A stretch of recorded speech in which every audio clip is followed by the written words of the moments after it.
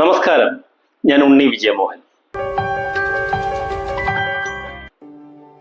ഇന്ന് നിങ്ങളുടെ മുമ്പിൽ ഞാൻ വന്നിരിക്കുന്നത് എല്ലാവർക്കും സുപരിചിതമായ ഒരു വേർഡിനെ കുറിച്ചുള്ള പൂർണ്ണരൂപം നിങ്ങളുടെ മുമ്പിൽ അവതരിപ്പിക്കാനാണ്, നിങ്ങളെ മനസ്സിലാക്കാനാണ്. അപ്പൊ അതിനു മുമ്പായി ആദ്യമായിട്ടാണ് ഈ വീഡിയോ നിങ്ങൾ കാണുന്നതെങ്കിൽ തീർച്ചയായും ലൈക്ക് ചെയ്യുക, ഷെയർ ചെയ്യുക, സബ്സ്ക്രൈബ് ചെയ്ത് പ്രോത്സാഹിപ്പിക്കുക. ഒപ്പം ഈ പൂർണ്ണരൂപം നിങ്ങളുടെ മുമ്പിൽ എത്തിച്ചതിന് ശേഷം നിങ്ങളോടായ ഒരു ചോദ്യം ഞാൻ ചോദിക്കും. ആ ചോദ്യത്തിന് കമന്റ് ബോക്സിലൂടെ ശരി ഉത്തരം നൽകുന്ന 5 പേരെ നറുക്കെടുപ്പിലൂടെ തിരഞ്ഞെടുക്കുമ്പോൾ അവർക്ക് വലുതൊന്നും അല്ലെങ്കിലും ഒരു 101 രൂപ വെച്ച് ഞാൻ 5 പേർക്ക് ഞാൻ ഗൂഗിൾ പേ ചെയ്ത് കൊടുക്കുന്നതായിരിക്കും. അപ്പോൾ നമുക്ക് വേർഡിലോട്ട് കിടക്കാം. ഈ വേർഡ് സ്ഥിരം ഉപയോഗിക്കുന്ന ബാറുകൾ ചെന്ന് മദ്യപിക്കുന്ന മദ്യപാനികളാണ്. അവർ ബാറുകൾ ചെന്നാൽ ആദ്യം ആവശ്യപ്പെടുന്ന ഒരളവാണ് പെഗ്. PEG peg. എന്താണ് ഈ പെഗ്? ഈ പെഗ് എങ്ങനെ രൂപം കൊണ്ട്? ഈ പെഗ് എന്ന വേർഡ് രൂപം കൊള്ളാനുള്ള സാഹചര്യമുണ്ട്. ഇതൊക്കെയാണ് നിങ്ങളുടെ മുമ്പിൽ ഞാൻ അവതരിപ്പിക്കുന്നത്. PEG പെഗ് എന്ന വാക്ക് എങ്ങനെ രൂപം കൊണ്ടു?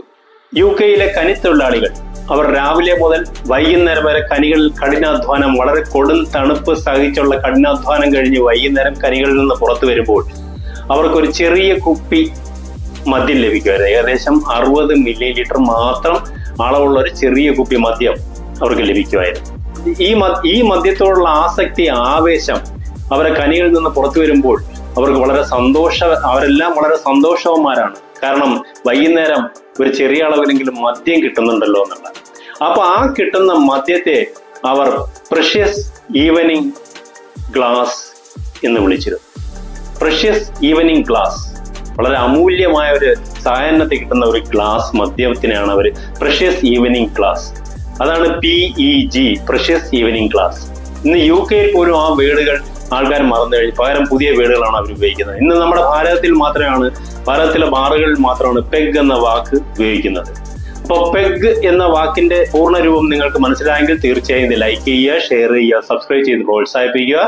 ഒപ്പം ഈ പെഗിന്റെ പൂർണ്ണരൂപം നിങ്ങൾ മനസ്സിലായെന്ന് കരുതുന്നു. മനസ്സിലായവർ തീർച്ചയായിട്ടും കമന്റ് ബോക്സിലൂടെ രേഖപ്പെടുത്തുക. എന്തെങ്കിലും അഭിപ്രായ വ്യത്യാസങ്ങളുണ്ടെങ്കിൽ നിങ്ങൾക്ക് കമന്റ് ബോക്സിലൂടെ രേഖപ്പെടുത്തണം.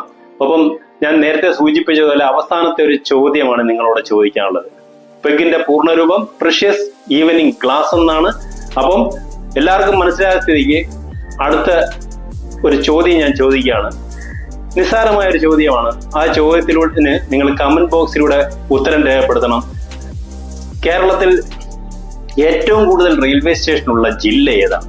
കേരളത്തിൽ ഏറ്റവും കൂടുതൽ റെയിൽവേ സ്റ്റേഷനുകളുള്ള ജില്ല ഏതാണ്?